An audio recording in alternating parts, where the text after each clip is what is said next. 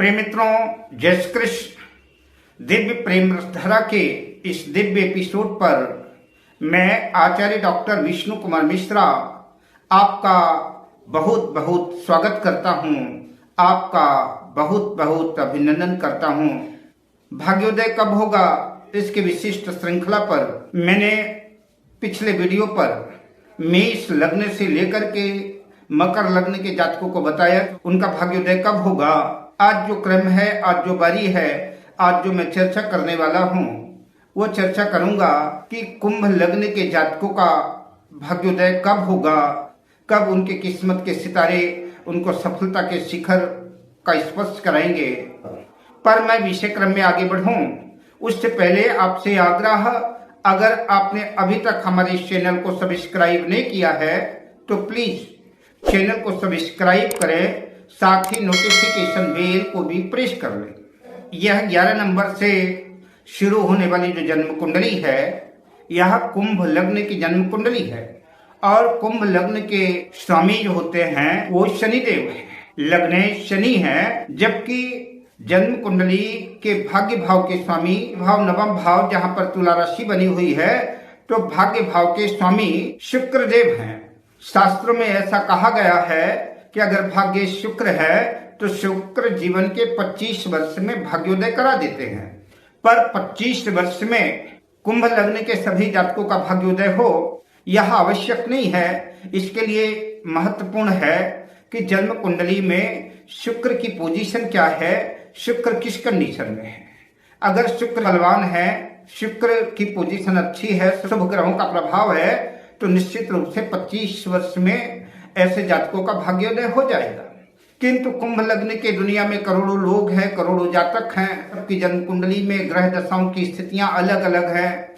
किसी जन्म कुंडली में शुक्र उच्च राशि में होंगे, किसी कुंडली में नीच राशि में होंगे, कुंडली में शत्रु राशि में होंगे, किसी कुंडली में शुक्र का बल ही नहीं होगा।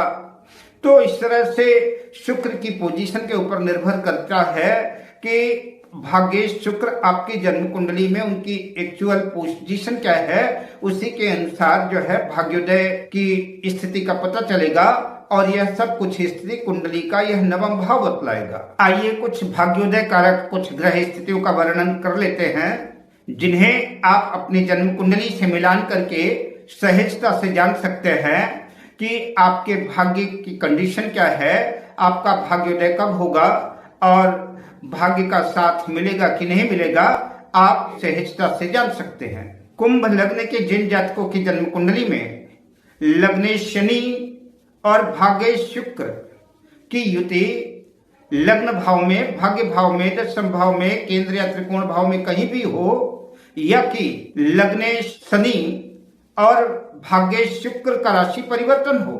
भाग्य शुक्र जन्म कुंडली में लग्न भाव में जहां पर कि 11 नंबर लिखा हुआ है और लग्न के स्वामी शनि जन्म कुंडली के नवम भाग्य भाव में जहां पर 7 नंबर लिखा है, यहां पर अगर स्थित हो जाते हैं तो यह लग्नेश और भाग्येश का राशि परिवर्तन कहलाएगा।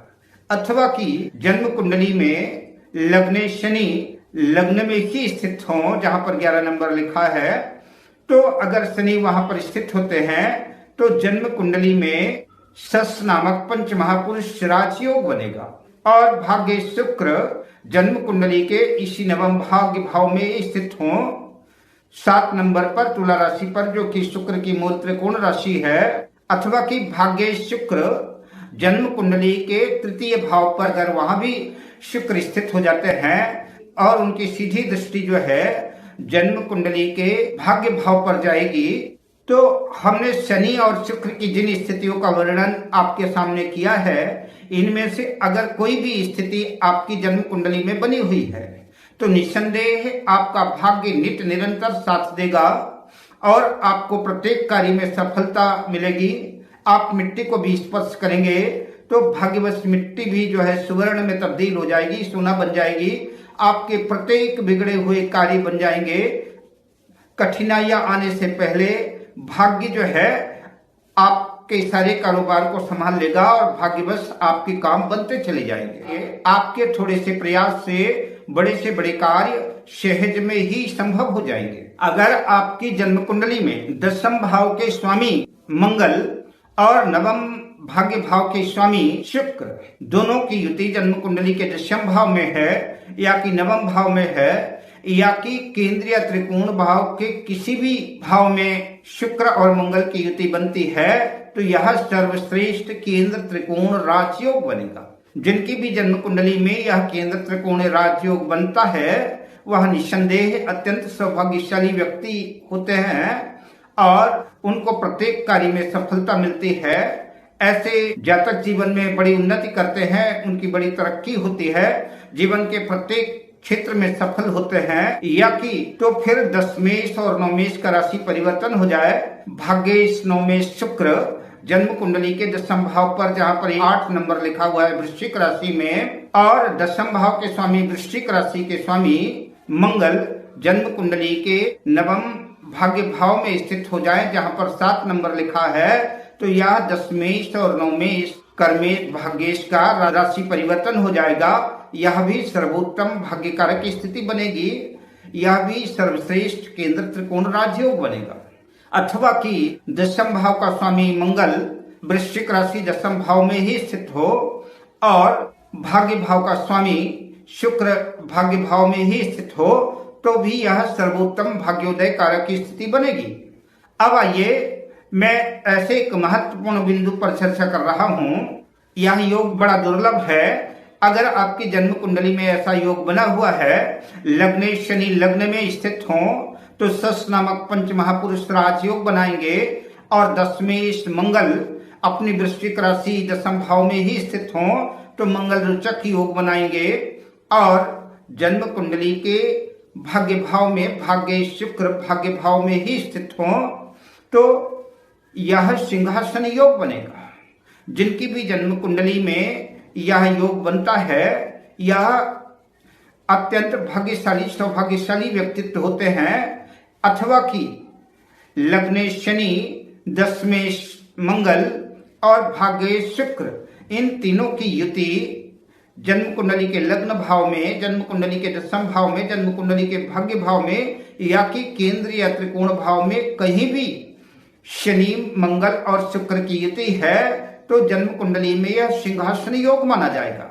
जिनकी भी जन्म कुंडली में यह सिंहासन योग होता है वह अत्यंत भाग्यशाली व्यक्तित्व में एक माने जाते हैं। ऐसे जातकों के भाग्य को परमात्मा ने उनके भाग्य में 4 चांद लगा दिए होते हैं। इनका प्रभुत्व राजा महाराजाओं जैसा होता है। इनका प्रभाव, इनका व्यक्तित्व, इनकी रहन सहन सब कुछ राजा महाराजाओं जैसी होती है। यद्यपि आज राजा महाराजाओं का युग तो रहा नहीं, लेकिन वर्चस्व राजा महाराजाओं जैसा ही रहता है। विपुल वैभव के स्वामी होते हैं, लोगों पर शासन करने वाले होते हैं। ये हो सकता है संभव हो कि IAS IPS आदि ऊंचे राजकीय पदों पर हों या कि मंत्री मिनिस्टर आदि हों या कि किसी भी ऐसे क्षेत्र में हों जहाँ की इनका प्रभाव शासन करने जैसा या राजा महाराजाओं जैसा होगा। ऐसे व्यक्ति जो है महान सौभाग्यशाली माने जाते हैं। ऐसे जातक चुनिंदा भाग्यशाली व्यक्तियों में एक होते हैं। इनके पास धन धान्य की कमी नहीं होती।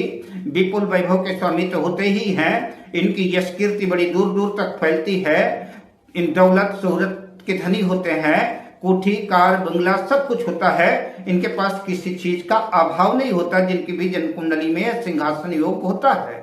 इसके अतिरिक्त आपकी जन्म कुंडली के नवम भाग्य भाव पर जिन ग्रहों है जो ग्रह स्थित हैं, जिन ग्रहों की युतियां हैं या कि जिन ग्रहों की दृष्टियां नवम भाव पर हैं या कि नवम भाग्य भाव पर जिन ग्रहों का भी प्रभाव है, वो ग्रह भी जो है आपके भाग्य को प्रभावित करते हैं।